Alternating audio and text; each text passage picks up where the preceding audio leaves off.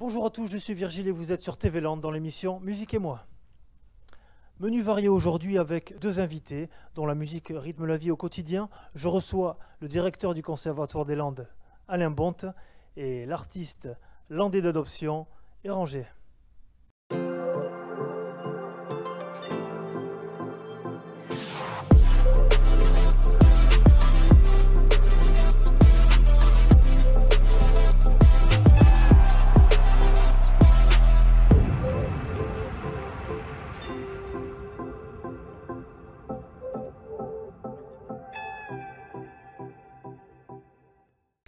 Bonjour Alain. Bonjour Virgile. Bienvenue dans Musique et moi. Très content de t'accueillir dans cette émission pour parler du conservatoire, évidemment du conservatoire et de l'actualité, notamment, moi j'ai découvert le conservatoire récemment finalement, on en a parlé hors antenne, mais voilà, du coup c'était sur une discussion, le conservatoire qui est à Mont-de-Marsan depuis des années, mais qui est un petit peu, on va dire, caché entre deux entités comme on disait tout à l'heure. On va commencer chronologiquement par les premiers pas musicaux, c'est-à-dire votre découverte de la musique. Oui, ma découverte de la musique, c'est il y a longtemps maintenant, hein, c'est quasiment il y a 50 ans. L'entrée dans la musique, pour moi, ça a probablement été par la chanson française. Les grands classiques de la chanson, hein, c'était Brassens, Brel, Barbara. Voilà, c'était... Et du coup, une envie d'essayer de jouer de la guitare. Et mes parents, qui n'étaient pas du tout musiciens, qui se sont dit, si tu as envie de jouer d'un instrument, il y a un chemin tout tracé, il faut aller dans un conservatoire. C'est ce que j'ai fait. Alors les conservatoires, il y a 50 ans, c'était pas tout à fait comme aujourd'hui, c'était un peu moins ouvert. Ça avait quand même des avantages, c'était quasiment gratuit. Et ce qui était très important, hein, moi je viens d'un milieu tout à fait modeste, donc... En revanche, dans ce conservatoire, il n'y a pas de classe de guitare. Donc je me suis retrouvé d'abord dans ce qu'on appelle une classe de solfège. Il n'y a pas de honte à parler de solfège. Le solfège, si on reprend l'étymologie du mot, c'est l'étude de la notation musicale. À un moment donné, on a besoin, en tout cas surtout pour la musique classique, c'est moins vrai dans les autres registres, mais pour la musique classique, on a besoin de pouvoir lire la musique, de pouvoir lire efficacement, de pouvoir entendre ce qu'on lit. Et le solfège est une très belle école pour ça. Donc voilà, on a élargi un petit peu la palette avec cette notion de formation musicale pour que le solfège soit moins austère. Et il est aujourd'hui beaucoup moins austère qu'il ne l'était quand j'ai commencé. D'accord. Mais ce solfège, c'est vrai qu'il était un petit peu un passage obligatoire, on va dire, il y a quelques années, moins maintenant. Qu'est-ce que vous en pensez par rapport aux artistes, même au sens large du terme? Tout à fait. Alors déjà aujourd'hui, dans la formation d'un musicien, il y a quelques années, quand j'ai commencé, on disait il faut d'abord faire un an de solfège, et puis après, tu pourras peut-être jouer d'un instrument. Je vous l'ai dit tout à l'heure, moi j'avais plein de chance puisque j'avais une prof qui était la sœur de l'autre prof. Elle me dit t'es grand, tiens, essaye tout de suite. Ouais. Moi j'ai commencé les deux en même temps. Et aujourd'hui, dans les conservatoires, sauf pour les très très jeunes, commencer un instrument à 5 ans, c'est possible si on a des parents musiciens, mais c'est pas possible si on n'a pas les parents musiciens. Donc nous, au conservatoire, l'apprentissage de l'instrument, on le commence à 7 ans. Mais un enfant qui arrive à 7 ans au conservatoire, il va commencer en même temps le cours d'instrument et le cours de formation musicale. Et puis on va même s'arranger pour que les deux se passent réellement en même temps, pour qu'il n'y ait pas de dissociation comme ça des choses et qu'il n'y ait pas des choses concrètes et des choses abstraites. La musique, c'est un tout qu'on essaye d'aborder globalement. On va se projeter dans les Landes, on est sur TV Land. Vous arrivez dans les Landes en 2002, c'était quoi? Une opportunité, un choix? Comment ça s'est décanté tout ça? Là aussi, c'est un hasard. En fait, je vais être d'une totale franchise avec toi, Virgile. C'est une histoire d'amour. Alors, pas une histoire d'amour avec les Landes, mais une histoire d'amour avec pas tout à fait landaise, avec une Girondine. Donc voilà, on s'était rencontrés. Une belle histoire. Donc il y avait deux choix possibles. Soit je descendais du Nord pour venir ici, soit elle montait dans le Nord. Et je ne sais pas pourquoi, c'est le premier choix qui a primé. Donc voilà, ça s'est passé vraiment comme ça. Donc au départ, une opportunité. Et puis, je regrette pas ni l'histoire d'amour, ni l'histoire professionnelle. Tant mieux, ça fait déjà depuis 2002, donc ça commence à dater. On va faire une première pause musicale. J'avais demandé à ce que tu puisses choisir un clip, un premier clip sur un choix personnel. Ouais. Qu'est-ce qui a été choisi? C'est pas tout à fait un choix personnel. Tu parlais tout à l'heure du solfège. Voilà aujourd'hui comment on travaille dans une classe de solfège. C'est un contexte un petit peu particulier. C'était au moment de la fête des pères, donc il y avait ce choix qui avait été fait, donc une chanson de Linda Lemay, avec des arrangements faits, des enfants qui chantent en soliste, d'autres qui chantent dans les chœurs, un accompagnement instrumental. Je trouvais que c'était une belle image du conservatoire. Allez, c'est parti, on découvre ça sur Musique et moi, c'est parti. Comment ça se fait, maman, que dans ma vie à moi, avec autant d'amants, avec autant de choix, je n'ai pas encore trouvé un homme comme lui, capable d'être ami, père, mari. Comment t'as fait, maman, pour lui ouvrir ton cœur sans qu'il parte en courant avec ce que t'as de meilleur? Est-ce qu'il y a des mots magiques, que t'as des sens sans compte? Explique-moi donc ce qu'il faudrait que je raconte. Comment t'as pu trouver un homme qui n'a pas peur, qui promet sans trembler, qui aime de tout son cœur? Je le disais il y a longtemps, mais pas de la même manière. T'as la chance, maman, le plus fort c'est mon père. De retour sur le plateau, donc ce clip et ce conservatoire, hein, votre vie depuis 2002, quelle a été l'évolution depuis 2002, depuis votre arrivée? Qu'est-ce qui a changé qu'on peut noter sur une évolution par rapport, si on faisait un arrêt sur image en 2002 jusqu'à aujourd'hui, qu'est-ce qu'on peut dire? Le conservatoire, il essaye d'évoluer. C'est un peu ce que je disais tout à l'heure. On essaye d'insister de plus en plus sur la formation globale des élèves. Donc, on a mis en place des systèmes un petit peu différents sur les débuts de l'apprentissage, avec un dispositif que nous on appelle le tutti, parce qu'en musique, notamment en musique classique, le tutti, c'est quand tout l'orchestre est ensemble. Donc, les enfants viennent, ils sont en petits groupes avec un prof d'instrument. Ensuite, le petit groupe plus le prof d'instrument rejoignent un plus grand groupe pour faire de l'orchestre. Et il y a le professeur de formation musicale qui arrive et qui les fait chanter un petit peu. Donc cette notion de groupe et de projet, on essaye vraiment de la privilégier beaucoup. Donc la notion de projet aussi, la musique, ça peut pas être quelque chose de purement abstrait qu'on étudie de façon scolaire. Il faut à un moment donné des échéances, il faut voilà, faire monter un peu la pression chez l'élève qu'il est, voilà, tu seras sur scène, il y aura du public et à un moment donné, c'est à toi de faire tes preuves à ce moment-là. Donc ça, on essaye d'insister beaucoup. On est très malheureux actuellement hein, de ne pas pouvoir croiser ce public. C'est très très compliqué pour nous. Mais voilà, donc ça, on l'a vraiment privilégié. On essaye aussi d'avoir une vision de la musique la plus large possible. C'est vrai que la musique classique reste un petit peu la colonne vertébrale des conservatoires, mais au sein du Conservatoire des Landes, et mes prédécesseurs avaient commencé avant moi, il y a une forte présence de ce qu'on appelle, selon les termes ministériels, les musiques actuelles amplifiées, parce qu'en fait, il y en a tellement que c'est compliqué, les jeux d'étiquettes. Il y a aussi du jazz, il y a aussi des musiques trad. Donc cette diversité, cette transversalité, le fait que les élèves se fréquentent les uns les autres, nous paraît très, très, très important. Et puis, juste encore une chose que je n'ai pas évoquée, il y a la danse aussi. Alors, elle n'est pas partout, la danse. Elle n'est pas sur tout le département, mais à Mont-de-Marsan et à Souston, on a deux belles classes de danse, à la fois en classique et en contemporain. Et ça aussi, c'est quelque chose qui se développe progressivement et on en est content.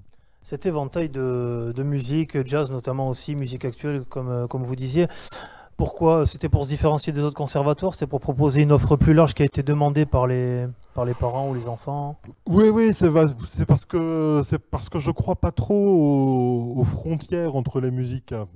Et surtout, je ne crois pas du tout à la hiérarchie des musiques. Je crois qu'il y a des œuvres qui sont plus importantes que d'autres, mais que dans la musique classique, il y a des grandes œuvres, il y a des œuvres tout à fait mineures, et dans les musiques dites musique actuelle, encore une fois, dans le rock, dans tout ce qu'on veut, il y a aussi des grands interprètes, des gens qui marquent des générations, et il n'y a aucune raison, vraiment aucune raison, qu'aujourd'hui des enfants ou des adolescents ne puissent pas aborder ça en étant aidés par des enseignants. Il y a plein d'autres démarches hein, pour la musique. Aujourd'hui, on sait bien, notamment dans le domaine des musiques actuelles, qu'il y a plein de gens qui font des très belles carrières sans être passés par un conservatoire. C'est tout à fait vrai.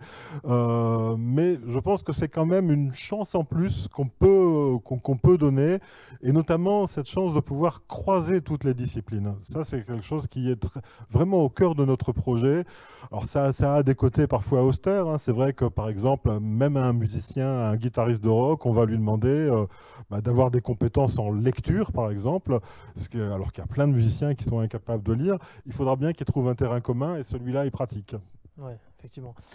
Donc on disait également que c'est unique dans la région, cet éventail de musique hein, au niveau du conservatoire. Je voulais savoir un peu votre actualité. C'est vrai que il y a le Covid aujourd'hui. Comment vous adaptez vos cours, etc. Alors là, moi je tiens à donner un grand coup de chapeau à l'ensemble des profs du conservatoire. Quand le premier confinement est arrivé, on s'est tous écroulés en disant mais qu'est-ce qu'on peut faire? Et ensemble, on a inventé d'autres façons de faire, des cours en visioconférence, des choses. Alors c'est très dur. Heureusement, tout le monde a joué le jeu, les enseignants, les élèves, les parents d'élèves qui ont été beaucoup plus sollicités. Parce qu'un gamin de 8 ans, il n'a pas forcément encore, heureusement d'ailleurs, il n'a pas son portable, il n'a pas tout ça. Donc il fallait la complicité des parents pour que ça marche.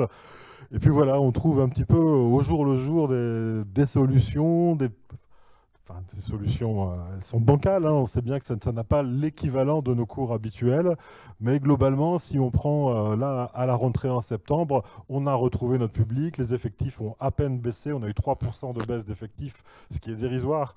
Donc ça veut dire que ce qu'on a pu inventer, ça a plu, ça a séduit. Et puis là, on continue à vivre au jour le jour avec des décrets que je ne le cache pas, on a bien de la difficulté à comprendre. Hein. Pourquoi on peut donner cours à un élève de 17 ans et pas à un élève de 19 ans aujourd'hui, parce que les adultes n'ont pas le droit de fréquenter les conservatoires. Enfin, ça ne marche pas. Là, on a appris juste pendant les vacances que la danse devait s'arrêter. Voilà, c'est très compliqué, c'est très fatigant. Et puis surtout, je disais tout à l'heure qu'on fonctionnait beaucoup au projet, en proposant aux élèves de dire attention, à tel moment, il y a une date, tu seras sur scène. Aujourd'hui, on ne peut pas leur dire, ils ne croient plus, ils savent très bien que... Donc voilà, on compense avec des vidéos, on compense avec tout ça, mais c'est une immense frustration. C'est sûr. Je voudrais juste rapidement parler de cette partie danse, vraiment. Qu'est-ce qui est proposé, la danse classique? Est-ce que vous pouvez nous détailler un peu les danses? Alors, on propose deux types de danse. Donc, la danse classique, là, c'est vraiment le ballet classique, hein, tel qu'on en a plein d'images dans la tête, que ce soit de Gisèle à Casse-Noisette. On est complètement là-dedans. C'est quelque chose qui séduit beaucoup encore. Je ne sais pas si ça séduit les petites filles ou les mamans ou les deux, mais il y a un attrait extrêmement fort pour la danse classique, malgré toute la discipline et tous les efforts que ça demande. Hein, c'est extrêmement difficile et contraignant, mais voilà, il y a un public qui est très demandeur de ça. Et on propose aussi la danse contemporaine, qui est une expression beaucoup plus libre, où la part de création est certainement plus importante, et on demande aux élèves là, ce travail plus d'expression et de création, alors que en danse classique, on est un peu plus dans la restitution du répertoire.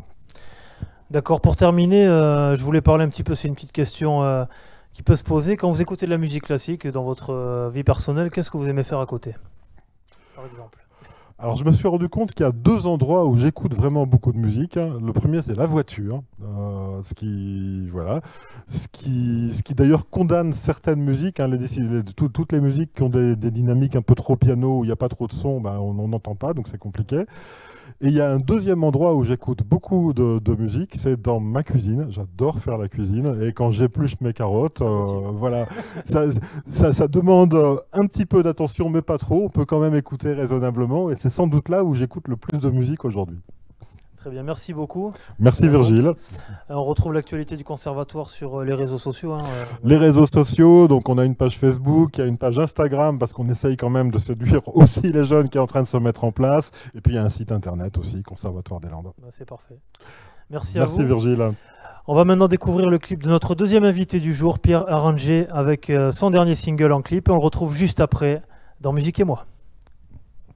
Faut-il faire pleurer la Tamise? Faut-il faire couler la banquise? Continent de glace, tu n'es plus à ta place, bientôt plus qu'une île au milieu de ma vie. Qui te racontera quand on ne sera plus là? C'est dans ce temps-là que toi, peut-être tu reviendras. Faut-il dire adieu à Venise? Faut-il dire ce test, la banquise? De retour sur le plateau de Musique et moi avec Arranger qui est avec nous, avec le clip à l'instant La Banquise. Bonjour. Bonjour Virgile.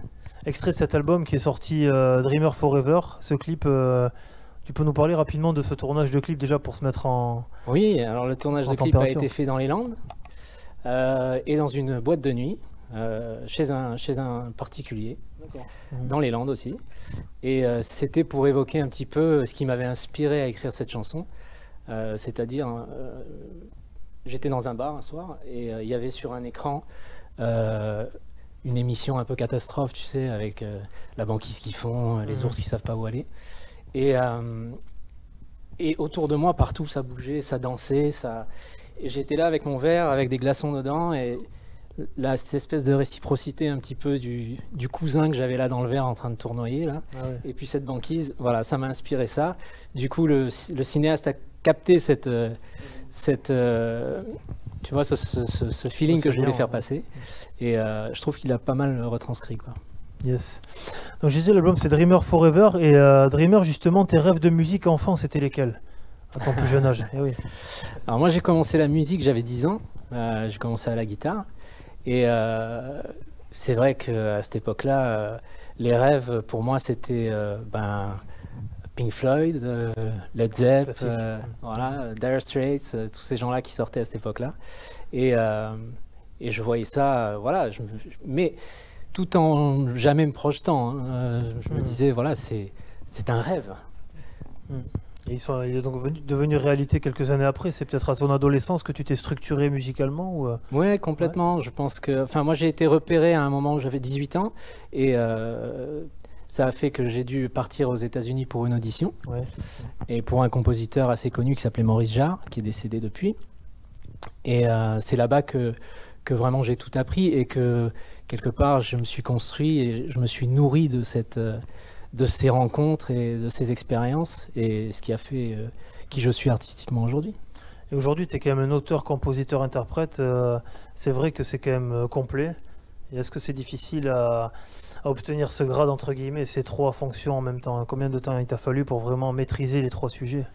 Alors, figure-toi que j'ai commencé très tôt à être intéressé par ça.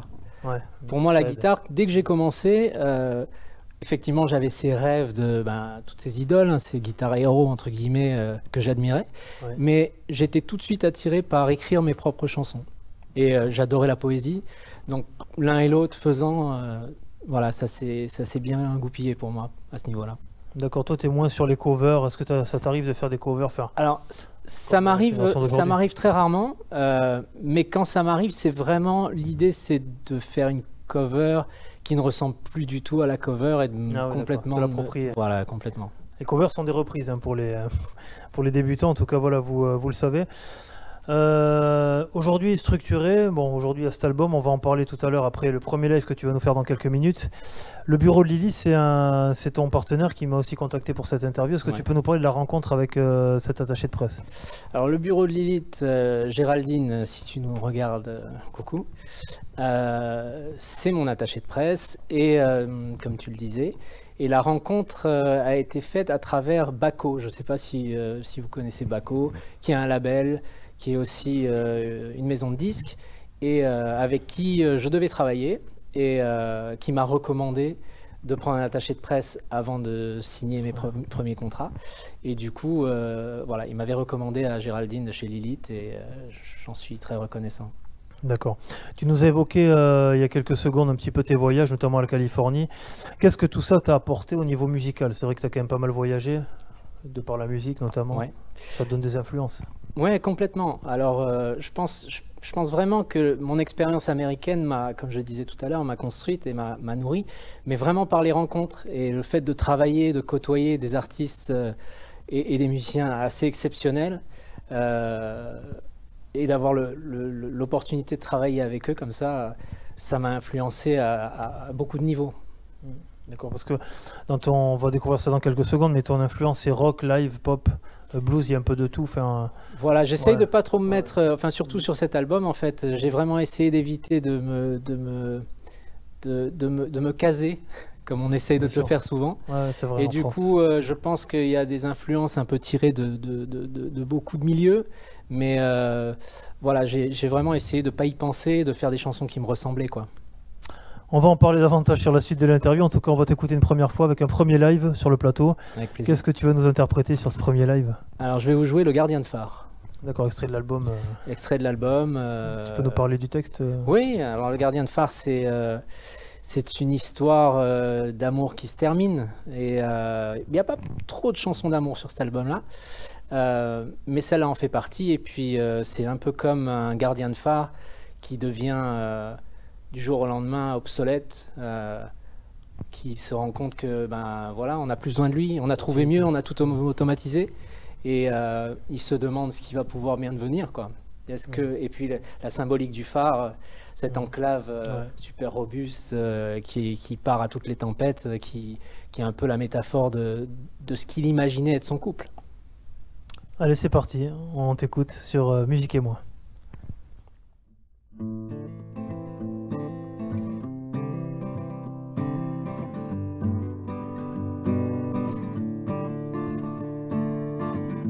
Vrai comme la terre est ronde,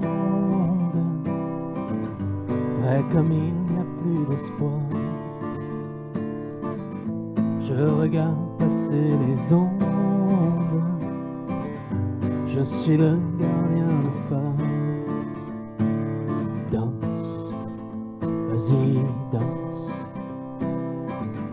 fais valser les souvenirs. Danse, vas-y danse, avant que les bornes virent. Vrai comme un semblant, un plafond d'appartement, vrai comme l'air de ses yeux. Je le connais ce vent, elle me l'a soufflé si souvent qu'elle méritait mieux. Alors danse, vas-y danse, fais valser les souvenirs.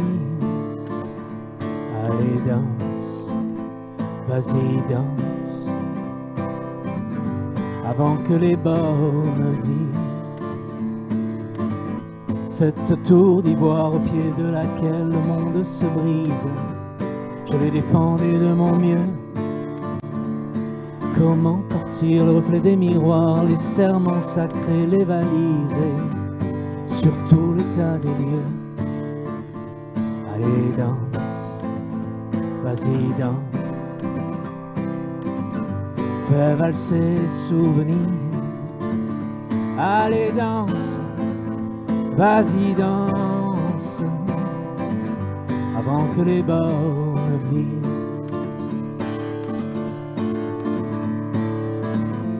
Ça peut paraître dérisoire, mais dans mes rêves de gardien de phare, j'avais des voiles et des délires, j'ai même été un bateau ivre. Aujourd'hui oui, un peu rouillé, je me réveille du mauvais pied. À terre, saurais-je encore aimer?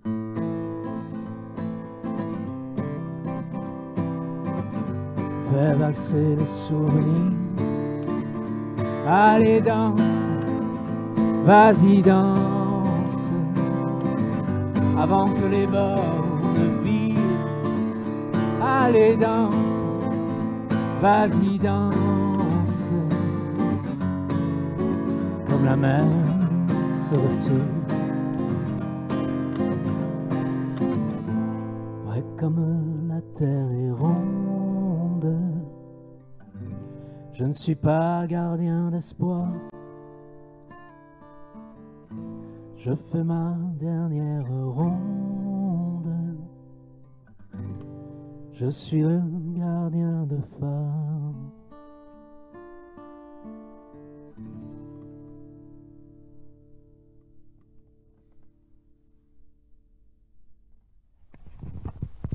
De retour sur le plateau de Musique et moi avec Eranger.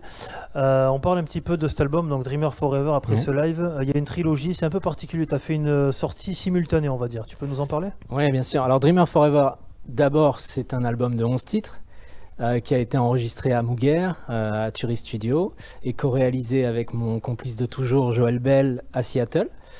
Et ensuite, c'est aussi un livre et un spectacle. Alors, un livre, pourquoi? Parce que j'ai rencontré, lors de l'enregistrement de cet album, Marie Barcy, qui est une auteure plutôt connue dans le milieu du théâtre.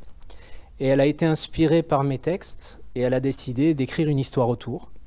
Cette histoire est devenue le projet d'un livre. Et du coup, ce livre, on a voulu le faire illustrer.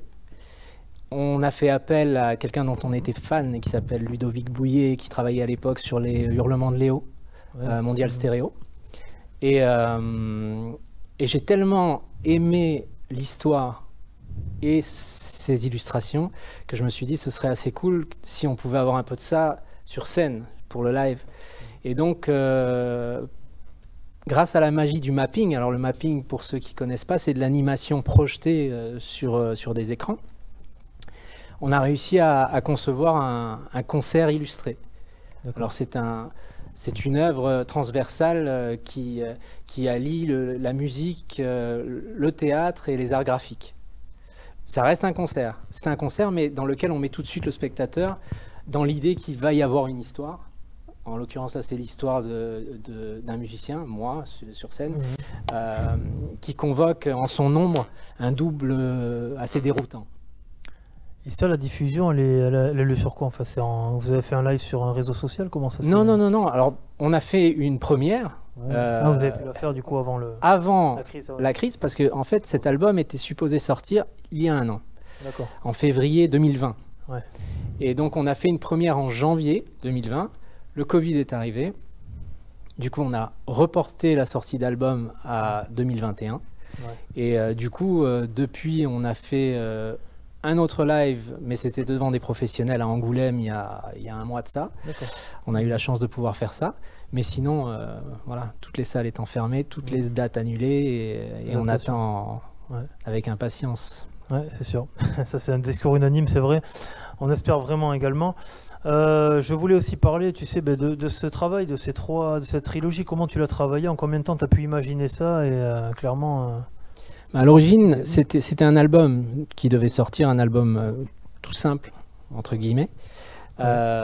C'est vraiment cette rencontre avec cet auteur qui a fait que on s'est dit tiens, cette histoire est tellement sympa que le livre, voilà, et puis l'illustration, etc.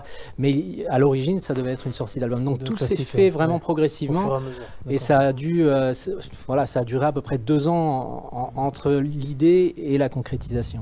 D'accord. Au niveau promo, justement, là tu es tombé, bon finalement aujourd'hui tu es ici là pour la promo de cet album, mais comment tu vois en fait l'avenir sur la promo à court terme là, comment tu vas promouvoir cet album? Bah voilà, à part les radios, les télés, c'est assez difficile, on peut pas le défendre sur scène, donc pour l'instant c'est juste de faire parler du projet, et puis en espérant un retour à la normale très bientôt, et retrouver notre public surtout. Au niveau réseau social, on peut te retrouver, tu es assez actif sur les réseaux? Tu es de cette genre d'artiste où être tous les jours ou toutes les semaines sur les réseaux? Il faut. T'as pas le choix. Voilà, il faut avoir un petit peu la multicasquette, mais oui, on est assez réactif, et puis on peut nous retrouver sur tous les réseaux, Insta, Facebook, le site, voilà. Et l'album est disponible partout sur les plateformes depuis le 5 février, donc. Ouais, c'est tout frais. Et voilà, vraiment tout frais, et chez les bons disquaires du coin, quoi. Voilà, donc l'album qui est ici, Dreamer Forever, est rangé, voilà, avec beaucoup d'histoires, comme on a vu, avec les textes également, donc très très intéressant à écouter. Merci. Avec beaucoup d'influence, et je vous ai vraiment à le découvrir avec le livre aussi qui est disponible aussi en librairie. Le livre, il va être dispo en extra. C'est en extra, c'est vraiment la cerise sur le gâteau, donc ça c'est dispo à Bayonne, dans une librairie à Bayonne. Je ne sais pas si je peux la citer. Oui, tu peux, voilà, c'est le Manche Disque, en fait, qui est un disquaire et aussi qui a mes livres. Et sinon, c'est sur commande à travers les sites, à travers les réseaux sociaux. Est-ce que ça donne envie d'écrire un ouvrage, ce petit livre, pour toi? Est-ce que tu as une idée dans la tête qui peut arriver, peut-être? Non, pas vraiment, parce que c'est pas mon domaine, en fait. Voilà. Moi, je me rends compte que, tu vois, écrire une page... comme on fait généralement nous les auteurs, c'est suffisant pour un petit peu dire tout ce qu'on a à dire sur un sujet. Après écrire 100 pages, 200 pages sur un sujet, non, je me vois pas encore. Ok. Très bien, on va enchaîner avec la rubrique Les bons plans pour cette émission. On se retrouve un petit peu après pour le live de la fin d'émission. Tu vas nous présenter ce petit live. Et c'est parti pour les bons plans. Evanescence est de retour avec un album qui s'appelle The Bitter Truth. Le retour du groupe après 9 ans d'absence, hein, ce groupe mythique rock. Donc voilà, ils reviennent avec ce nouvel album. Le deuxième album de cette rubrique, c'est Booba, de retour avec l'album Ultra. C'est un nouvel album, le 10e album de Booba, 92, 9-2, 14 titres hein, sur cet album avec notamment Maes Gato, Bramsito. Est-ce que c'est le dernier album de Booba? Il a annoncé que c'était le dernier avant la retraite. Eh bien on va voir ça, en tout cas voilà, l'album est disponible. Voilà, en tout cas voilà, c'est le retour du Duc. Troisième album pour cette semaine, c'est Youssoupha, qui sort dans ces quelques jours qui arrivent, Neptune Terminus, le 6e album de Youssoupha. Chose particulière, c'est qu'il y a son fils qui est sur la pochette de l'album, avec notamment un featuring de Joker sur cet album. Il a décidé un petit peu de mettre son fils, pochette vraiment, vous la voyez sur l'écran, très simple, très simpliste, donc avec son fils qui est présent. Il n'y a pas forcément de message, juste que voilà, il a eu un enfant, mais ça fait déjà quelques années, puisqu'il n'est pas tout jeune. Voilà. Très bien. Et Rangé, ben écoute, merci pour ta venue sur le plateau Merci de m'avoir reçu. de Musique et moi. Encore une fois, on fait un petit passage sur l'album qui est disponible. Tu vas nous interpréter un dernier live pour la fin de l'émission, un dernier cadeau pour nous. Est-ce que tu peux nous dire et nous en Avec parler? plaisir. Alors la chanson que je vais vous interpréter s'appelle Dreamers Forever. Alors, Ah oui. au pluriel. Pourquoi au pluriel cette fois? Parce que c'est un duo sur l'album avec mon ami Daguerre. Un petit mot là-dessus, j'avais rencontré Daguerre, on partageait une scène en fait, pas très loin d'ici, oui, à la maison du poète Jean Rameau, à Coneil, un soir d'été, et on s'est rencontrés comme ça, on a vraiment accroché artistiquement et humainement. Et du coup, quand j'ai commencé à écrire cette chanson, j'ai tout de suite pensé à lui, j'ai tout de suite voulu faire un duo, et je lui ai envoyé les textes très peu de temps après avoir écrit le morceau, et on a fait ça chez lui.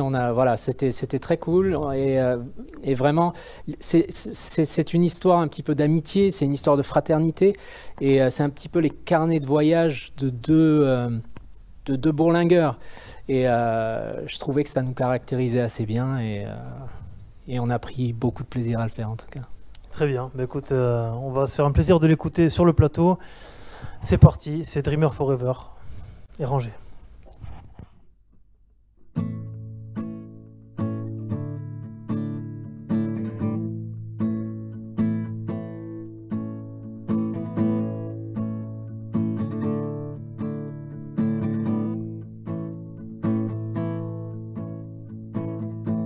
Gamin, nous n'étions pas des enfants de cœur. Nous rêvions à travers tous les mots du chanteur. N'attendions pas dimanche la fin de l'homélie pour voler sur les planches quelques sourires aux filles.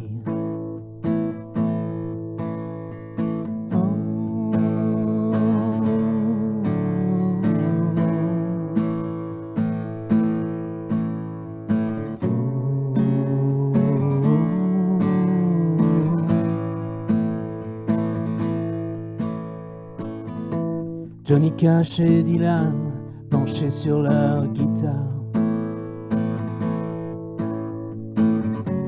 C'était toute l'Amérique sur le mur du couloir. Ce n'est pas par hasard si on a fini voyageur à rechercher la gloire dans les accords mineurs.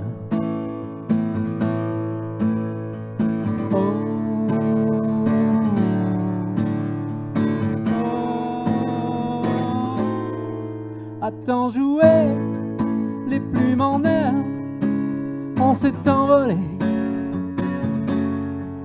A-t-on rêvé de la bohème, on a beau aimer. On est les dreamers forever. On est les dreamers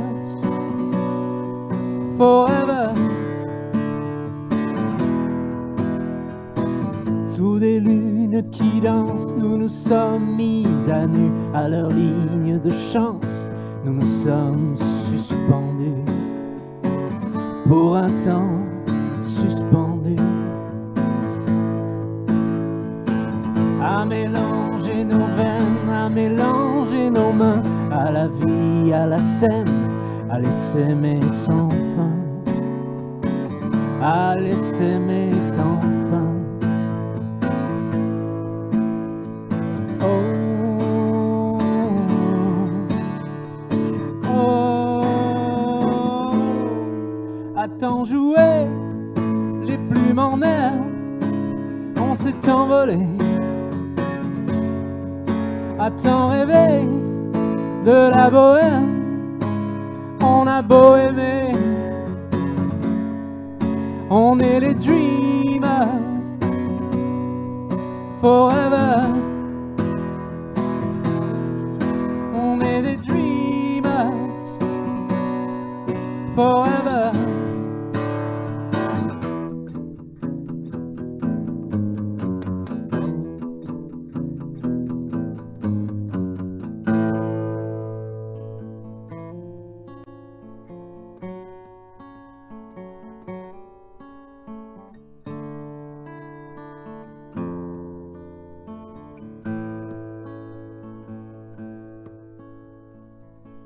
On a connu les doutes, on a connu les peurs. Et la rouille solitaire quand se fanent les fleurs. Dans des verres de partage, on a noyé l'ennui et peut-être pris de l'âge, mais n'avons pas grandi.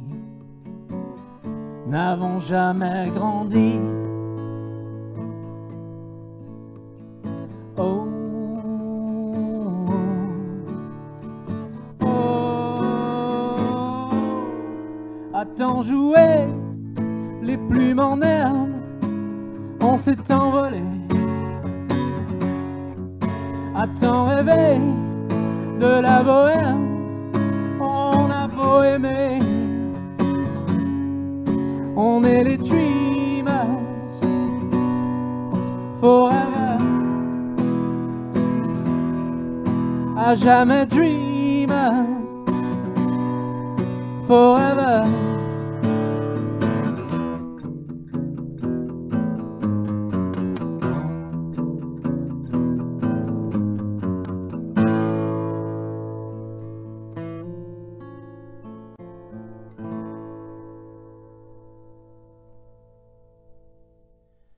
Et Ranger, merci pour ce live. Merci de m'avoir invité. Dreamer Forever, bonne continuation et j'espère des jours meilleurs pour la culture, Oui, et pour tes espère concerts tous. ou autres. Pour un bon été à tous. On se retrouve dans 2 semaines pour la prochaine émission de Musique et moi. À bientôt.